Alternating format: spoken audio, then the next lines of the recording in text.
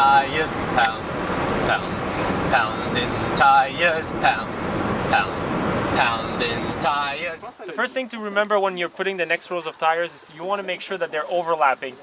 What I mean by overlapping is this is not overlapping, as you can see, and so it's not structural. It will move very easily. If it's like this, just like a brick, then it's much more stable, okay?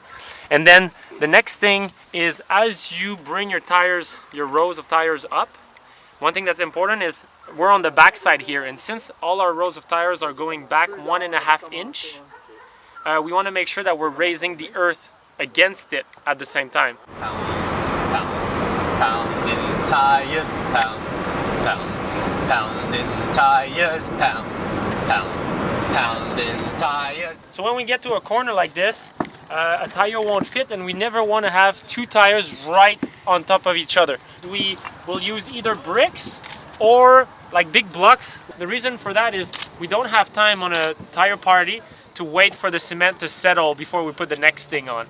So we're gonna have those blocks, just making sure that while this cement is drying, we can still put the next tire on and keep our work. But then once the cement will settle, all the weight will be going on the cement, and it's gonna be structural that way. And so right now, as you can see, we're just choosing the exact size that we need. So we follow the tire that's under. We put some screws with washers. Washers are very important. We just screw at least, I like to do at least 3, so I would add one more here. And then one that follows the tires on the ground here.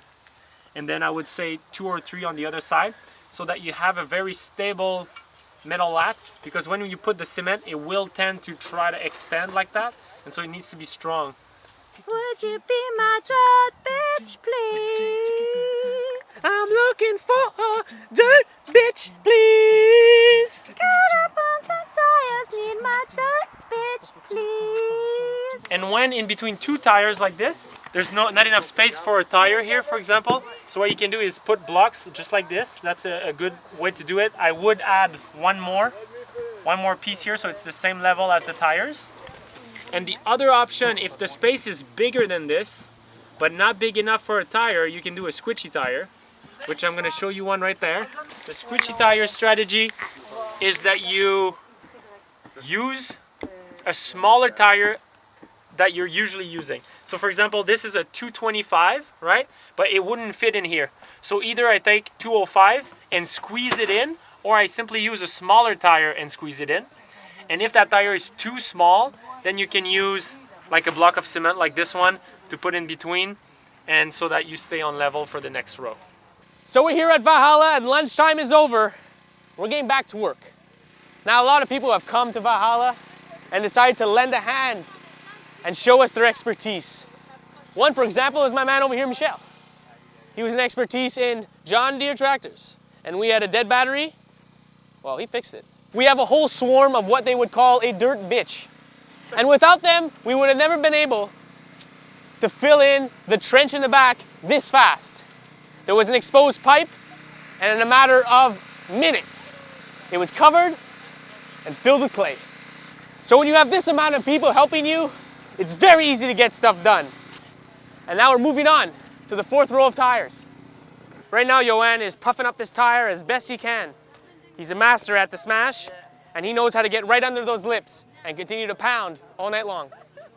With this amount of people helping you, you wouldn't be surprised how fast you get to the 4th row. But once you get to that very important row, you must mound up the earth in the back so that these tires don't collapse on anybody. With this amount of people and this amount of good machinery, it's no surprise that we're gonna have this greenhouse done in no time. So I feel like we accomplished a lot. I mean, we're only building a 10 by 20 greenhouse, and it's only the first building we're building here at Valhalla, and it took a lot of time.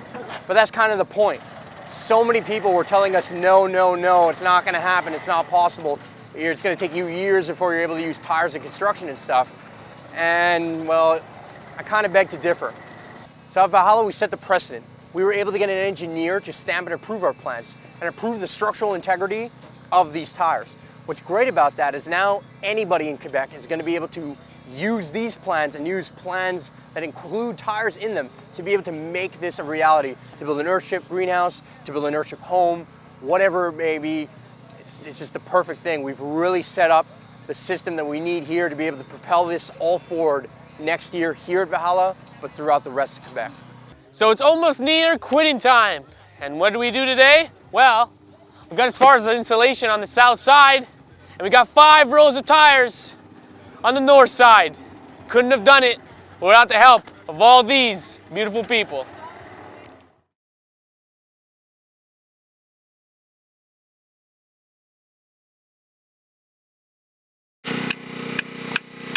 As mama, you make a das burrito.